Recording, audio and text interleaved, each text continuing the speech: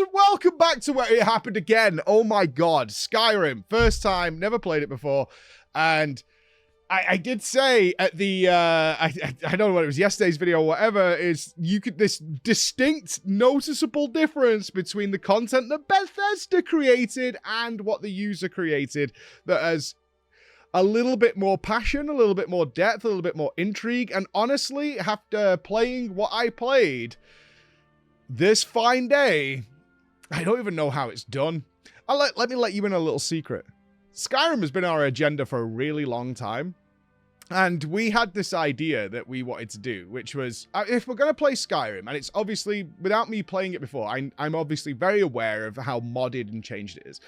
And we had the idea, is like, what if we modded our version of Skyrim, not to change the story or anything, but to change a lot of the principal characters that we're going to encounter into members of our community. Because you guys have taken part in endless transmog competition, glam competitions. You've inserted yourselves into the stories when we've been doing MMOs as background characters, extras, and you've even designed quests for me involving building quest locations, police stations, thieves, using ritual sites, and created these wonderful characters.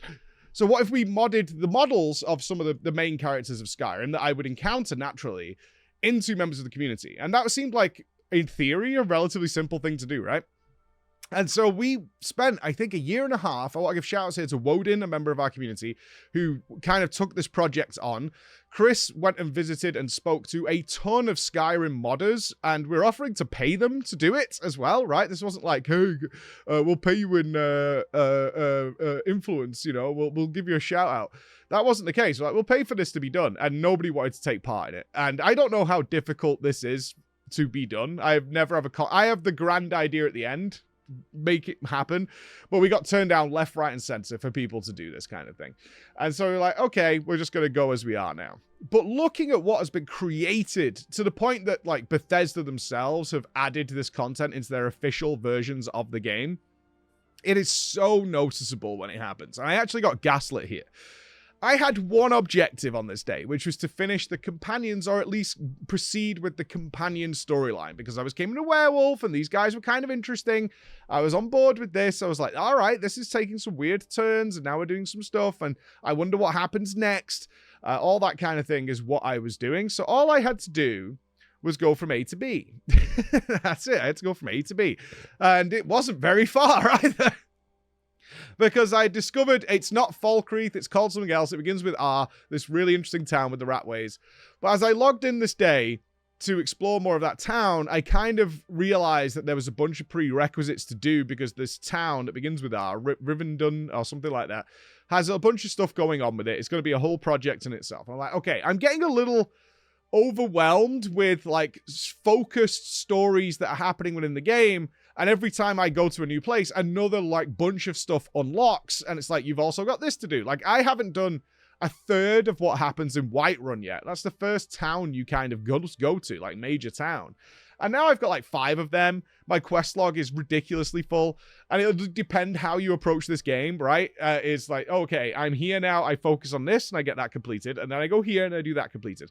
But the game also doesn't present itself that way. It's like, okay, you have a quest in Whiterun, but it actually exists really far away with 100 things in the middle of it. So if you wanted to do that, you would purposely have to ignore a whole bunch of stuff and then come back and then go back out again. And I don't like that. My MMO brain won't let me. I want to do things that are nearby and turn a bunch of things in at once.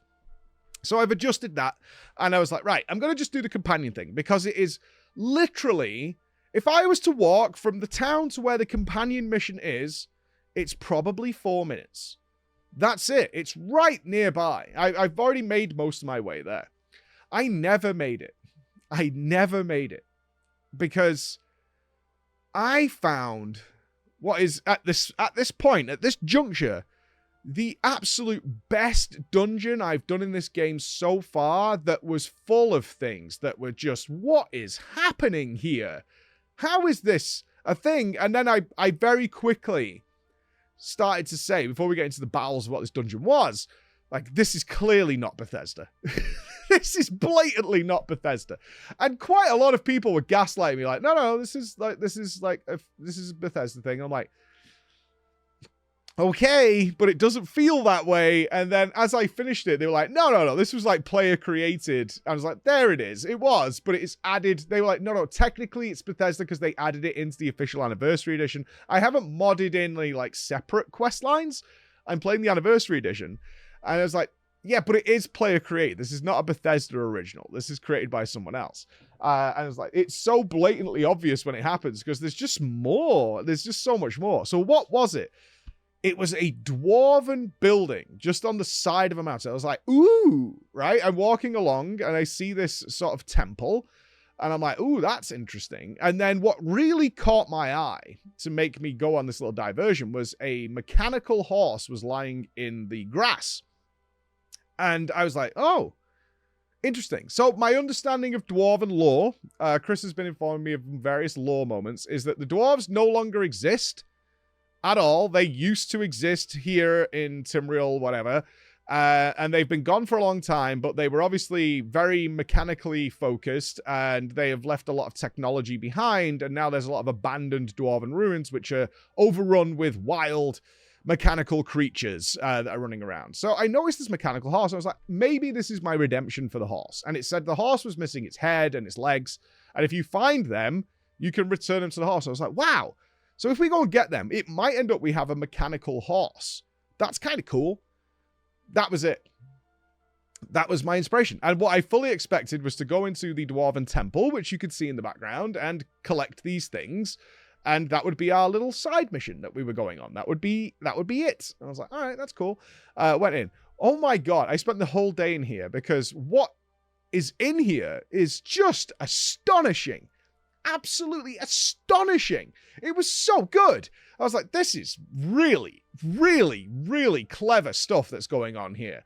It started as it ordinarily would, just a basic dungeon with a couple of extra zones as you went deeper and deeper inside. And as you go deeper inside, noise starts to blare through your headphones, like thunder cracks are happening. I'm like, what is happening here? What is going on?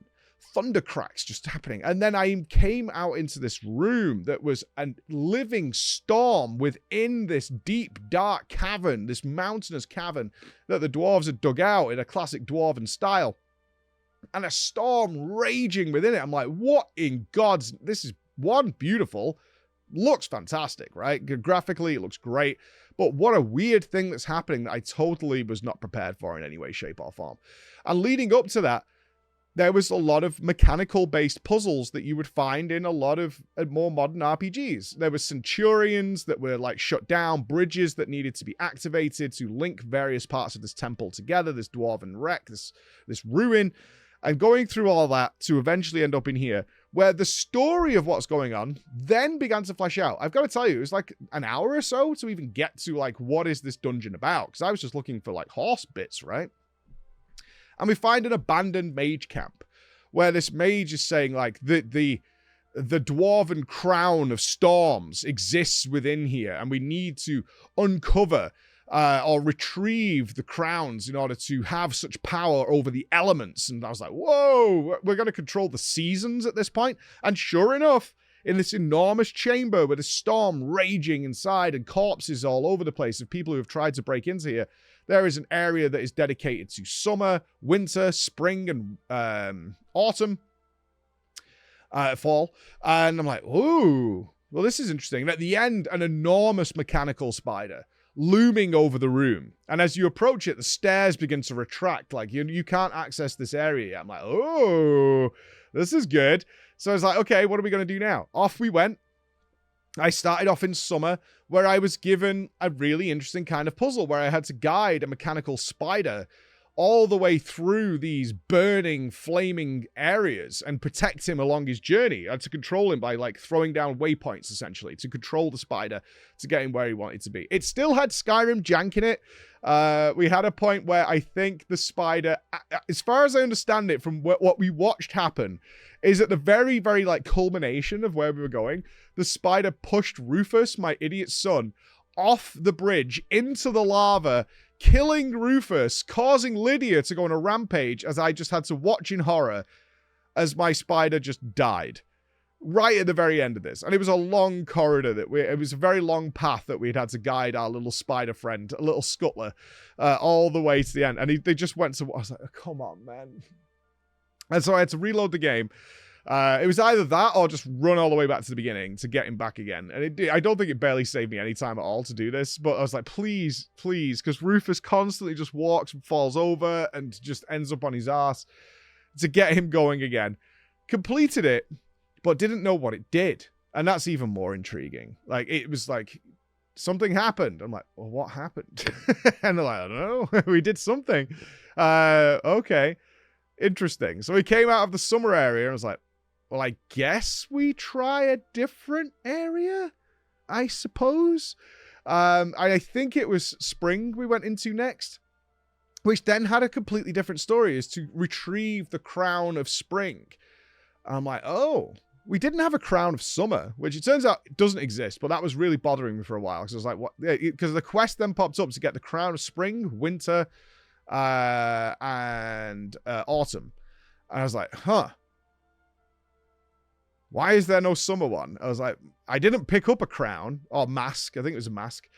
I was like, why didn't we get asked to do that? That's okay. This is starting to like turn into a deeper puzzle now. A bigger mystery is unfolding before me.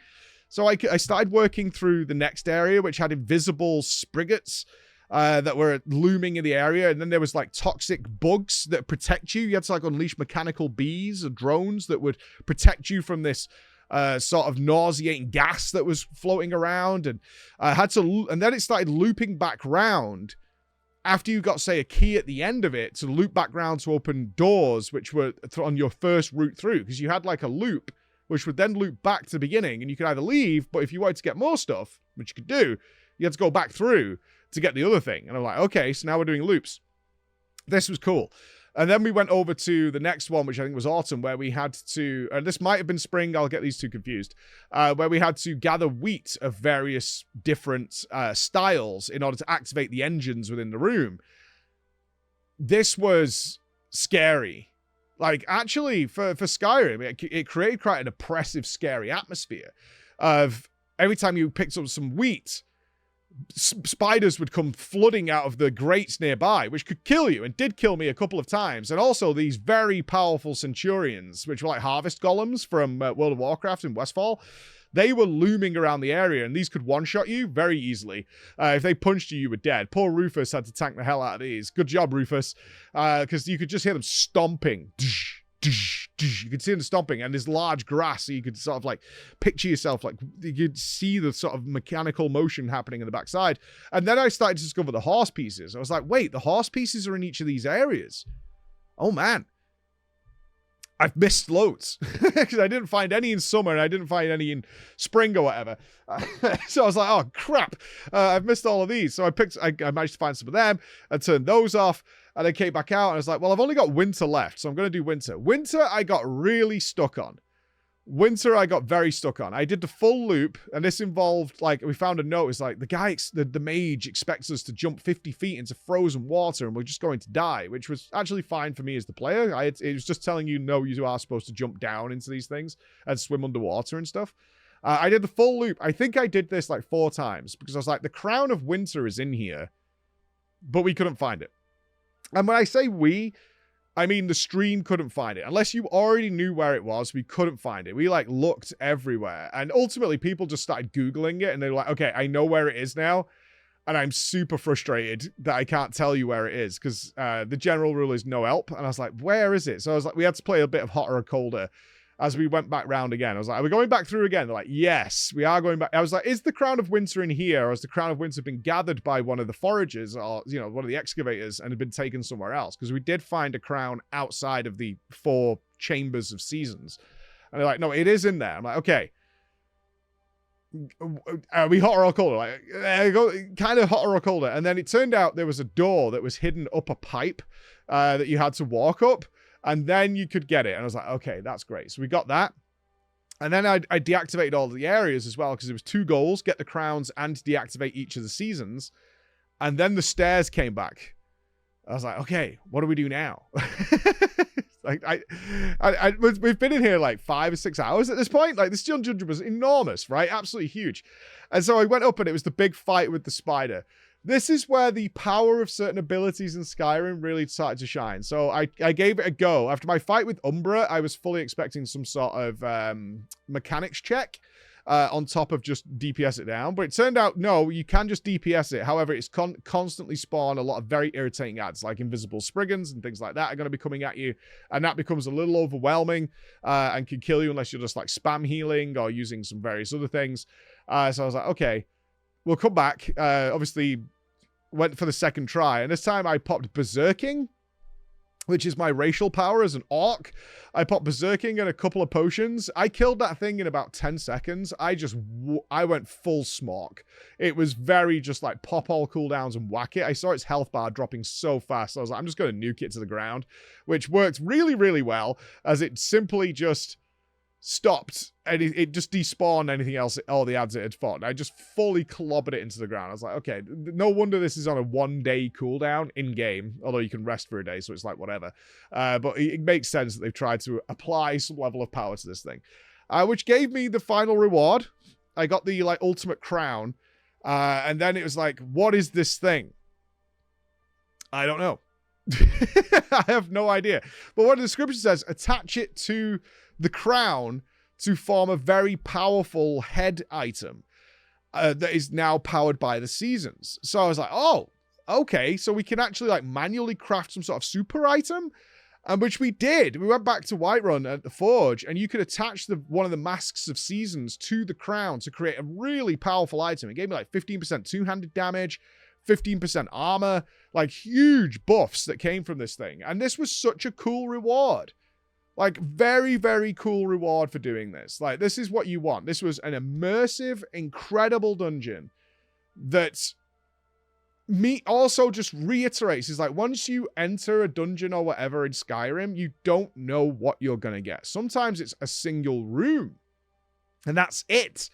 And then sometimes it's like, this is your whole day now, is doing this whole thing. And it's awesome. It's never boring. And this is why I've not achieved anything in Skyrim so far. The main story has been lost to time, my friends. Lost to time. But what a wonderful addition. And shout outs to whoever created this thing, because it's fundamentally awesome. And it literally happened again. I was like, right, now we're going to the companions thing.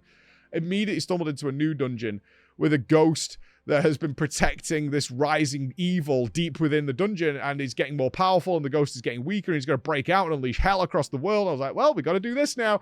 And it's like, okay. And my entire chat is like, he's never getting to the companions thing. I'm like, right. But at the same time, we're having a really good time not doing that. You know what I mean? We're having a really, really good time not doing that. So what is the problem? And like, no, there is no problem. Like, this is how Skyrim is played. This is how it's consumed thousands of hours of people's time. Is like, there is a story, this framework that Bethesda's built, but generally speaking, it's nothing to do with that. The Dragon Ball and all that is whatever. It's about everything else in the world. What a great quest, and what a wonderful dungeon, and really took everything to a new height. And I hope there's more. I assume there is more within the game that is about this. I would love at some point to like polish off some quests in this game. I don't know if that's going to happen. I really don't. At this point, I'm sort of spoilt for choice about things that interest me and things that don't. But in great celebration, as I come to the conclusion here, I now have a mechanical horse. The horse is back. I doubt I'll really use it, but I have a mechanical horse. He's a wonderful guy with little steamy legs. He's great. He's wonderful. So the journey continues on, but if you've never done this, because it came with the anniversary edition, something you should go and check out. Great. I don't know where tomorrow leads us, and I'm excited to find out where it goes. So I'll catch up with you. Bye-bye.